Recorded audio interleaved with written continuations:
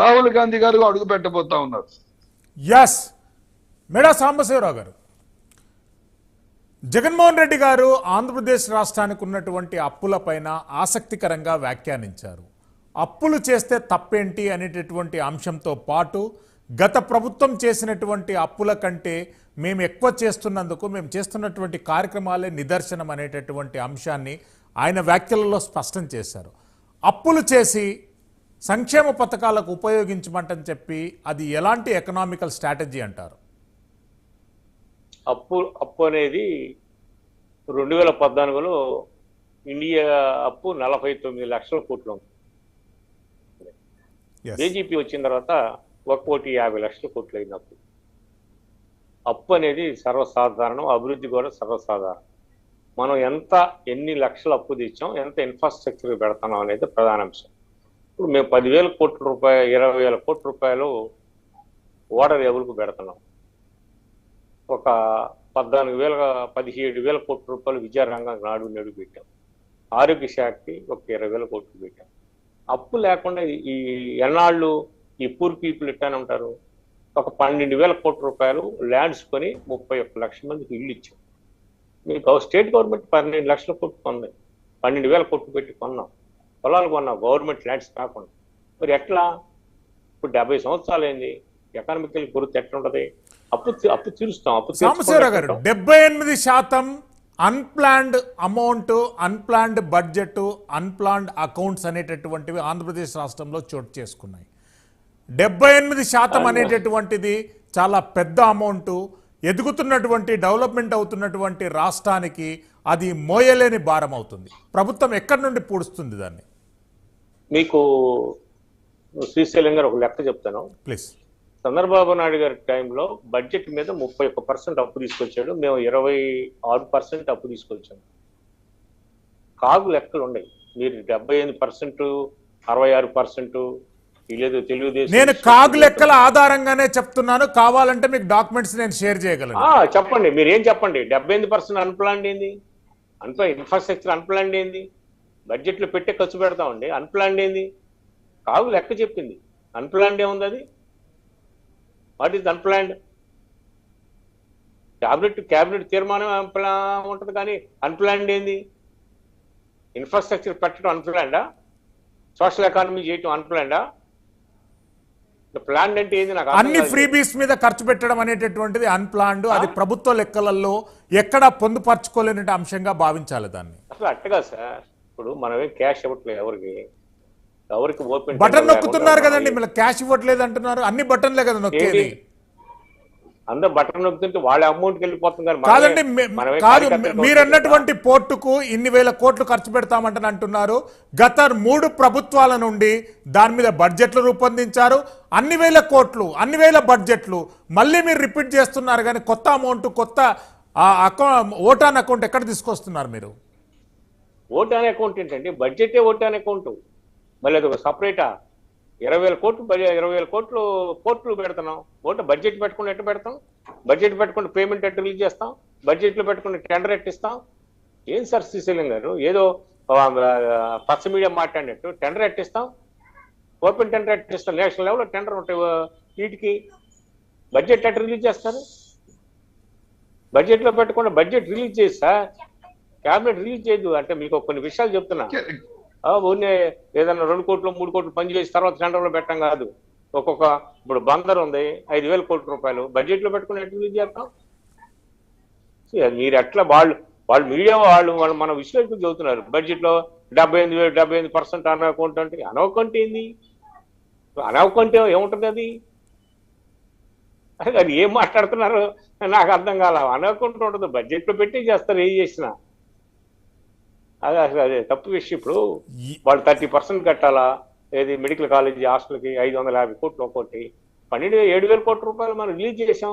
ఈ సంవత్సరానికి ఇన్ని కడుతున్నాం, ఈ సంవత్సరానికి కడుతున్నాం, బడ్జెట్లు పెడతాం, అంతే రిలీజ్ చేస్తాం. బడ్జెట్లో పెట్టకుండా రిలీజ్ చేయరు సార్. క్యాబినెట్ ఆమోదం చేసి బడ్జెట్లో పెట్టిన తర్వాతే ఏ ప్రాజెక్టుకైనా టెండర్ పిలుస్తారు, ఓపెన్ చేస్తారు సార్. అది శ్రీశైలం గారు, ఏ గవర్నమెంట్ అయినా సరే ఎవరు చేయరు, ఆ తప్పని చేయరు. అది ఊరిని 75%, 66% కావు చెప్పింది. ఏం చెప్పింది కాగు? నాకు చెప్పండి, మీరు చెబుతాను నేను ఇక్కడ కాగు ఏం చెప్పి ఎఫ్ఆర్ఎంబి నిధులు మొత్తం 13 టైమ్స్ అనేటటువంటిది మనకున్నటువంటి బడ్జెట్ లిమిట్స్ను క్రాస్ అయింది అనేటటువంటి కాగ్ నివేదికలో చెప్పారు. నీతి ఆయోగ్ కూడా దానిపైన పూర్తిగా అంశాలు అనేటటువంటి స్పష్టం చేసింది. రిజర్వ్ బ్యాంకు కేంద్ర ఆర్థిక శాఖ రెండు కూడా చూడడం జరిగింది సార్. ఎస్ మీరు ఇన్వాల్వ్ కావచ్చు ప్లీజ్. రిజర్వ్ బ్యాంకులు కూడా అప్పు ఇవ్వకపోతే కార్పొరేషన్ లో ఉన్నటువంటి ఆస్తుల్ని మళ్ళా మార్టిగేజ్ పెట్టేటటువంటి ప్రయత్నం జరుగుతూ ఉంది.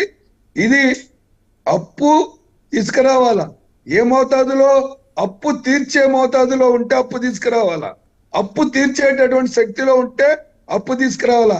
అది ఆరోగ్యకరమైనటువంటి అప్పు. అప్పు తీర్చలేనటువంటి అప్పు తీసుకొస్తే ఎన్పి అవుతుంది జనరల్ బ్యాంకింగ్ అయితే. మరి ఆంధ్ర రాష్ట్ర ప్రభుత్వం ఎక్కడికి వెళ్తుంది? ఆంధ్ర రాష్ట్ర ప్రభుత్వం ఇన్ఫ్రాస్ట్రక్చర్ ఎక్కడ? మీరు భూములు కొన్నారు, ఎవరు కొన్నారు భూములు? ఎమ్మెల్యేలు చెబితే 10 లక్షల రూపాయల భూమిని 50 లక్షల రూపాయలు కొన్నారు. ఎంక్వైరీ వేయించండి, ప్రజాధనం ఎక్కడ దుర్వినియోగం అయితే చెప్తారు. ఏ రోజు ఎక్కడ ఏమి జరిగిందనేది చెప్తే ఈ రోజు కూడా రాజీవ్ ఆరోగ్యశ్రీ డబ్బులు, ఆసుపత్రిలో డబ్బులు ఇవ్వలేనటువంటి పరిస్థితి. మేము రాజీవ్ ఆరోగ్యశ్రీ నుంచి ఉండట్లేదని చెప్పి ఆసుపత్రులు వెనక్కి వెళ్తా ఉన్నాయి. అప్పులు చేయటం తప్పని కాదు. మస్తాన్ వలి గారు మళ్ళీ వస్తాను మీ దగ్గరికి. శాంతి ప్రసాద్ గారు ఫేక్ లెటర్ల కలకలం అనేటటువంటిది ఆంధ్రప్రదేశ్ రాష్ట్రంలో సంచలనాత్మకంగా మారుతుంది. తాజాగా చేగొండి హరిరామ జోగయ్య గారివి కొన్ని లెటర్లు కూడా ఫేక్ గా తయారు చేయడం జరిగింది. శాంతి ప్రసాద్ గారు ఎట్లా స్పందిస్తారు ఈ అంశంపై? ఆ అంశానికన్నా నా ముందు వక్తలు మాట్లాడిన అంశాలు ప్లీజ్ యూ కెన్ అండి, యూ కెన్. ఎస్, ఇప్పుడు సోదరుడు మస్తాన్ వాళ్ళు ఏం చెప్తున్నాడు, మా కాంగ్రెస్ పార్టీకి ఎవరు అవసరం లేదు, ఎవరు కావాలంటే మా దగ్గరికి, మా కాళ్ళ దగ్గరికి రావచ్చు. మీ కాళ్ళ దగ్గరికి వచ్చేవాడు ఎవడు లేదు.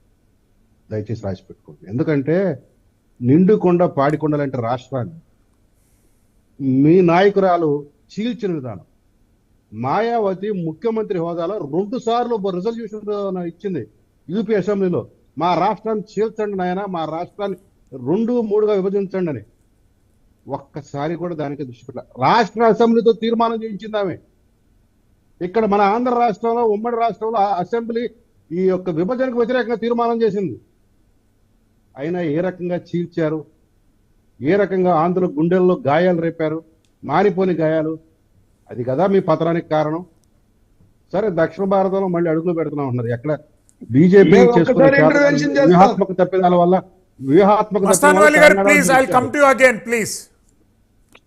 బీజేపీ వ్యూహాత్మక తప్పిదం ఎన్నికల ముందు చేసుకున్న దానివల్ల మీరు వచ్చారు తప్పితే అది మీ వాళ్ళ ఘనత కాదు, మీరు అక్కడ ఓడపడుస్తారని కాదు. కర్ణాటక అది వేరు అంశాలు. కాబట్టి ఆంధ్రాలో అడుగు పెడతామంటే ఇంకొక 20 ఏళ్ళకి కూడా మీరు అడుగు పెట్టే పరిస్థితి లేదు. కాకపోతే ఈ అటు ఇటు జంపింగ్లు మటుకి జంపింగ్ జపాన్ ఉంటారు. వాళ్ళతో మీరు సర్దుకోండి, మీరు నాయకత్వాన్ని ఏర్పాటు చేసుకోండి, మీ తిప్పలు మీరు పడండి. ఎందుకంటే జనసేన కూడా మీరు అన్నారు కాబట్టి నేను మాట్లాడాల్సి వస్తుంది. తెలుగుదేశం గురించి మీరు మాట్లాడితే తెలుగుదేశం వాళ్ళు ఉంటే వాళ్ళు సార్ చెప్తున్నవాళ్ళు, మాకు ఆ గతి లేదు, దౌర్భాగ్యం అంతకన్నా పట్టలేదు. ఇక రెండోది ఏంటంటే బడ్జెట్, నాన్ బడ్జెట్. ఒకే ఒక మాట మస్తాన్ వలి గారు, I will come to you again please kindly. లేదు, ఇక్కడ ఒక పాయింట్, మేము కాళ్ళ దగ్గరికి రావాలనే మాట అనలేదు. దయచేసి అది వరడ వెనక్కి తీసుకోండి. మేమల్లా జనసేన అధ్యక్షుడు కానివ్వండి, లడ్డన్న నాయకుడు ఎవరు, మళ్ళా పార్టీ కోసం వెళ్తుంది ఎవరు, 2, 3 చంద్రబాబు నాయుడు గారు చంపలేసుకున్నాను నేను భారతీయ జనతా పార్టీతో కలిసి మళ్ళా వెళ్ళాలనే ప్రయత్నం. మీ నాయకత్వం, మీ పార్టీ నిర్ణయం, మా పార్టీ నిర్ణయం మాకుంటుందని చెప్తున్నారు. మేము భారతీయ జనతా పార్టీ కుక్క తోక పట్టుకొని గోదావరి ఇదాలనే ఆలోచన మాకెప్పుడు లేదు. ఆ రోజు కూడా బీజేపీ సిద్ధాంతాలకు వ్యతిరేకంగా పోరాడుతున్నాం, ఈ రోజు కూడా పోరాడుతున్నాం. మాకు మీ మెహర్బానీ అక్కర్లేదు. రాష్ట్ర విభజన మేము అధికారంలో ఉన్నప్పుడు జరిగింది. రాష్ట్ర విభజనకి ఉన్నటువంటి అన్ని రాజకీయ పార్టీలు ఉత్తరాలు ఇచ్చిన తర్వాత రాష్ట్ర విభజన జరిగింది. మీ అధికారంలో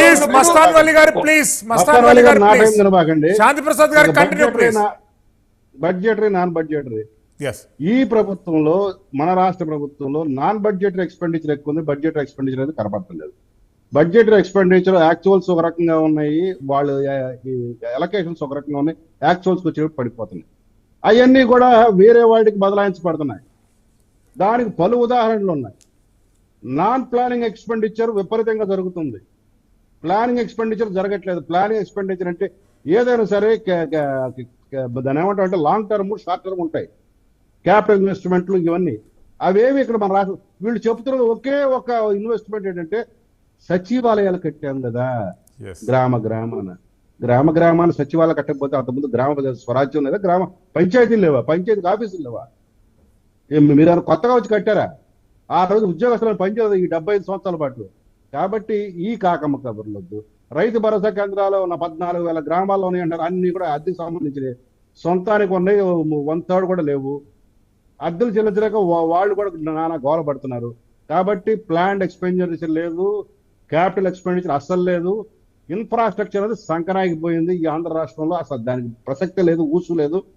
ఇక ప్రాజెక్టులు అంటారా, రాజధాని కానీ, పోలవరం కానీ, మిగతా ఉత్తరాంధ్ర రాయలసీమ సుజల సమితి ప్రాజెక్టులు అవి ఎప్పుడో మట్టి కలిసిపోయి అవి ముట్టుకోనందుకు ఒక విషయం చెప్తున్నా. ఈ క్రిస్మస్ రోజు ఆ దేవుడి బిడ్డకి అవి ముట్టుకోనందుకు జగన్ రెడ్డికి నిజంగా చేతులెత్తి నమస్కారం పెడతాం.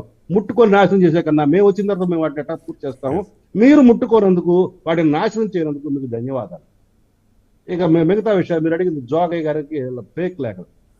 ఈ ఫేక్ లేఖలు రాయడం టీడీపీ జనసేన మైత్రి